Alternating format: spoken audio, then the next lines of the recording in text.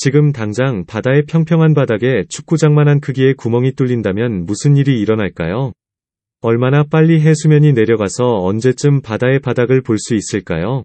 구멍이 뚫린 직후 우리는 어떤 것을 관측할 수 있을까요?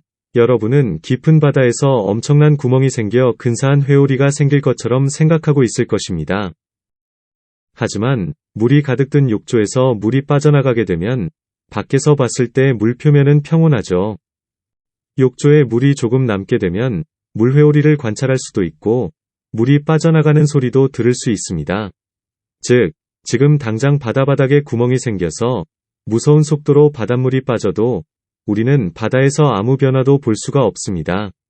바다는 그만큼 거대하죠. 축구장의 크기를 1로 가정한다면 바다의 크기는 약 180억입니다. 5m마다 축구장을 쌓아 올린다면 바다의 평균 층수는 약 760층입니다.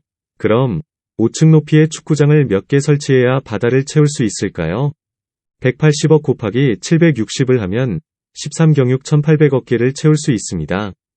1368000000000 개입니다. 난생 처음 보는 숫자지만 시간이 지난다면 그래도 해수면은 낮아질 것입니다. 가지고 있는 숫자를 조합한다면 하루가 지나면 해수면은 약 0.002cm 정도 내려갑니다. 그럼 해수면이 1cm 내려가기 위해서 시간이 어느 정도 걸릴까요? 계산을 하면 463일, 즉 1.27년 정도 걸립니다. 바닷물을 막아보려고 2000년 동안 노력했던 네덜란드가 마침내 땅을 넓힐 수도 있게 되겠네요. 네덜란드의 최저 고도가 6m가 넘으니 네덜란드 땅이 모두 해수면보다 높기 위해서는 약 800년 정도의 시간이 지나야 합니다. 바닷물의 높이가 낮아지게 되면 우리가 기대하고 있던 바다의 소용돌이도 볼 수 있을 것입니다.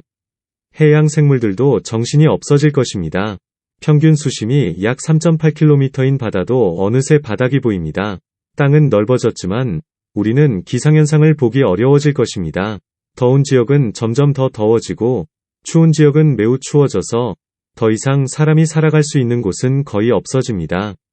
결국 약 52만 년이 지난 어느 날 바다의 마지막 물과 회오리를 구경하러 사람들이 모여듭니다. 물 빠지는 소리가 너무 크게 들리지만 지구의 마지막 바닷물을 기념합니다. 그런데 52만 년 후라면 인류는 어디에서 살고 있을까요?